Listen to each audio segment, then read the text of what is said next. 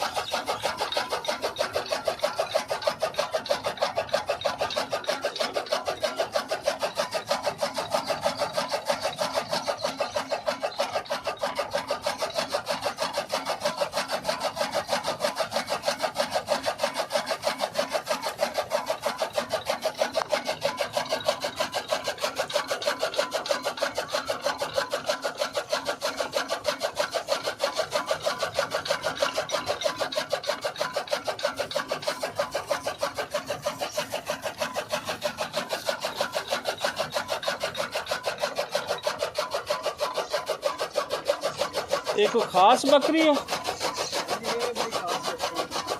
चलो जी ये बकरी की अलहदा वीडियो फिर बनावांगे। फिलहाल जो एक जो चारा कट्टिया जा रही है ये सारा ये प्रोसेस ये दिखाना।